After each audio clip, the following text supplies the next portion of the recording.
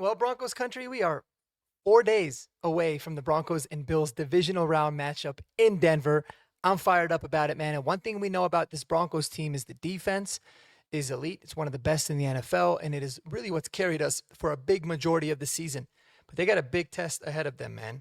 Regardless of all the injuries that the Buffalo Bills got, they've got an elite running game that they need to defend, and they have, in my opinion, the best quarterback in the league that they have to defend. So we're going to talk today in depth about what does this defense need to do in order to make sure that they're as successful as possible. And we're not going to necessarily harp on all the obvious things, right? Like the pass rush has got to be good, which we obviously know that's going to be the case. That's got to be the case. They've got to be good in the red zone. We know that's got to be the case. But really, all of the simple things that maybe are very specific to the Buffalo Bills. So let's get into it, guys. Like and subscribe if not already. Share it with a friend if they love Buffalo Bills or Denver Broncos or just NFL football in general. Share it to everybody. We'd love to grow this thing and grow this community out. So let's get into it. Something that really stood out to me. This is Josh Allen's passing grades for the 2025. This is for the regular and the postseason. So this is including last week's game. And one thing that really stood out to me was this. If you notice, a very big majority of the passes for the Buffalo Bills are at the center of the field. Between the numbers is how they do this here on PFF. Now, why is that important?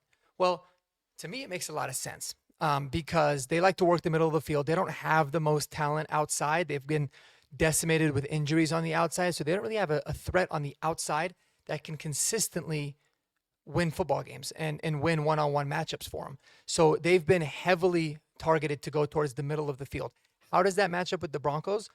Well, I couldn't really find any data on exactly, but the way that it looks at me is they are going to test these linebackers and the safeties in the passing game on the inside, right? Which we know the only weakness that I would say we have on this defense is the linebackers, but they are going to go heavy on the inside. And in fact, it's so heavy, guys. You're talking about 13%, basically 14%, 23.4 and 10.3% center. That's the intermediate. And then you take the deep part of the field, it's 3.4%. I did the math for y'all. That equals 51% of the attempts that Josh Allen throws are going to be in the center of the field. 51%. That is pretty wild. Whereas everything else is kind of distributed pretty evenly. He does tend to like to go left a little bit more, it seems like, in the short game. But really, I mean, left to right, it's pretty even, dead even on the center. And so you look at it, and it gets me thinking one thing. Right when I saw these stats, I try to look into some of the more in-depth metrics. The thing that really shows me the most is how I feel like the Broncos defense is going to attack them, right? We are going to be playing heavily against the run. We need to stack the box, and we need to make sure that James Cook or Ty Johnson or Ray Davis or whoever's playing there at running back, Josh Allen included, with his ability to run, doesn't beat us with their legs. That's the best thing that they do offensively. They have the number one rushing offense. James Cook is elite. He had 1,600 rush yards this year. So there's going to be a lot of stopping the run. They've got a offensive line that's big, and they bully you. We know that. So you got to stack this box in general and be able to stop the run and then be ready for any kind of play action passes across the middle. I talked about it a little bit on Horsepower Hour yesterday, and we're just going to be guessing. I'm not Vance Joseph, but we do this because I think it's going to be fun to be able to look back on it and see how we ultimately did. But I'd like to see this Broncos defense play in a lot of nickel, meaning you're going to have two inside linebackers instead of three, or even just one in our case, and you were going to have Hufanga play in the box, or you can have Jahdae Barron play in the box. I think either one of those guys can certainly do it. I think Hufanga is going to be in the box on the obvious rundowns, and trust that he can be the biggest difference in terms of the defense from last year to the defense in this year, in terms of being able to shed blocks and play the run game very, very well. And then you put in, then what I would like to see is, and one of the guys that I think is going to also be a really huge key to this game is going to be Jahdae Barron. I think this is really where you see that 20th overall pick. You see that return on your investment in this game. Because with him, he's going to be able to cover really well. He can cover tight ends well. He showed that. He can cover slot guys if needed. So you can put him there in case those guys leak out. But he's also very good at tackling. And what the Buffalo Bills want to do is they want to get their receivers one-on-one in space and have them make a move on you to try to get extra yards. And he's somebody that I think can do a really good job of wrapping up and not missing tackles, and play that part of his game too. So I think they're going to go heavy with that set, where maybe they have one linebacker, or maybe two, but they're going to be able to substitute in an extra corner or an extra safety at that particular point. And it's something that makes a lot of sense. Also, I think we should really heavily target the middle of the field, not just to stop the run, right? Aqib Talib was saying that on no-lie zone earlier, which made a lot of sense too. But guys, like, we've got two really good cover corners on the outside in Pat Surtain and Riley Moss. Those guys can cover one-on-one. I don't care about what y'all's feelings are about Riley Moss. The numbers show it. And because they don't really have an elite weapon on the outside, you kind of dare them to throw outside, right? See how it goes. If they've toasted you a couple times, then you got to adjust. But dare them to throw the ball outside and test those one-on-one matchups and give Pat Surtain and Riley Moss the opportunity to go out there and make plays. You make it really messy and muddy on the inside and make it tough for them to get yards up the middle, and you're going to basically cut the field down to two different halves. I like how we're going to be feeling on the outside there with a couple of safeties over the top with some of the shell that we play. So that's going to be really interesting. But tackling is going to be huge in this game, man. It's big in basically every game, but I think especially in this one.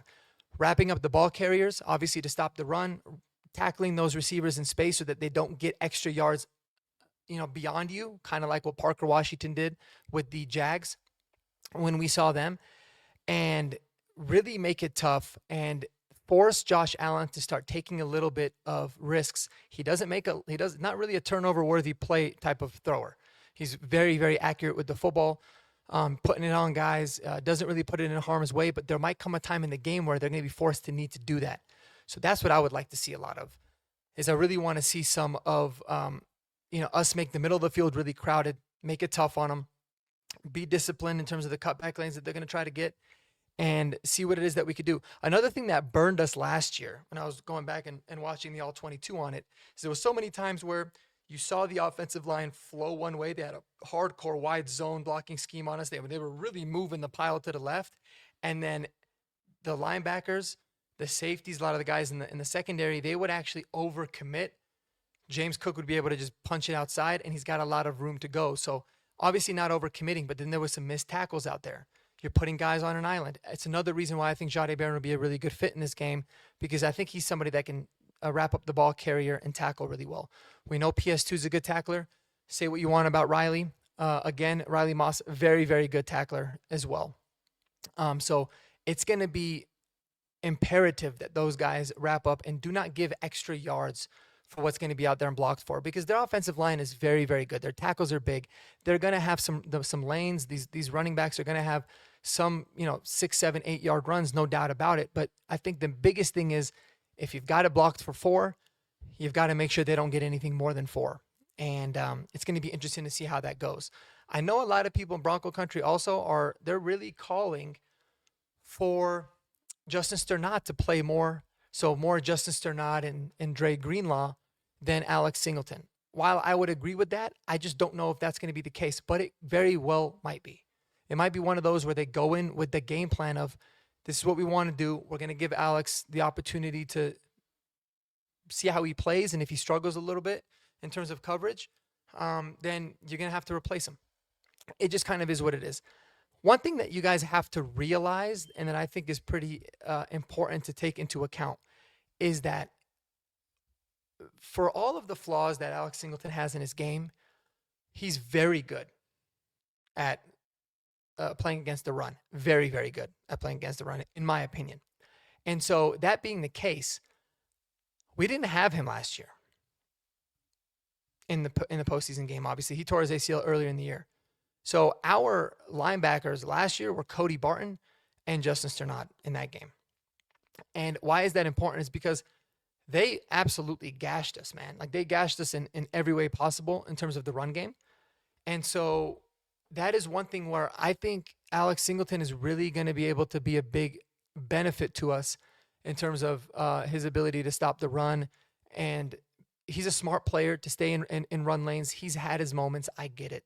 And unfortunately, there's usually in the running game, there's so much responsibility on him that if he overcommits or if he doesn't stay disciplined in terms of being in the gap that he's supposed to be in, guys will break it off loose. One thing that sticks to mind to me this year is the Cam Scatterboo long run. And earlier in the season, Jonathan Taylor, when he broke off that long run, that was because of the overcommitment by Alex Singleton. But overall, in the games where this defense plays the run really well, it's because Alex Singleton is very, very good in those run gaps and in those run lanes. And last year, man, like Cody Barton, he struggled. He struggled a lot in terms of his overall ability to defend the run. I felt like he struggled. I felt like Justin Sternad was really bad in that game as well. In fact, you look at the PFF grades, it was terrible. But I felt like he struggled a lot too. So Greenlaw and Alex Singleton in the run game in terms of run defense, in my opinion, is a significant upgrade. So those guys are going to have really big games as well, man. Super excited about this, obviously. And I'm excited to see the different, chess moves that VJ and his defense play with Joe Brady and Josh Allen. Another big key, man, is, we know what Josh Allen can do with his legs. You've got to be able to contain him as much as you can. But I think most importantly, when you get your hands on him in the pocket, I want to see them bring him down. I don't want to see the situation against the Chargers with Trey Lance where he sheds Nick Bonito off. I think that was a really good teaching moment because just a few plays later, Nick Bonito made sure that he brought him down and also stripped the football from him. So bring him down. He's a big boy. Wrap him up. Don't necessarily go for the big kill shot. Don't necessarily try to do too much. Just make sure that you get him down when you get the opportunity to do it. Don't let him extend those plays. Whether it's him extending it and beating you with his legs or extending it and making a play downfield, he's special, man. And when you play special quarterbacks, you've got to, do a really good job of making their life difficult. We did a great job against Patrick Mahomes in the opportunities that we have over the last couple of years.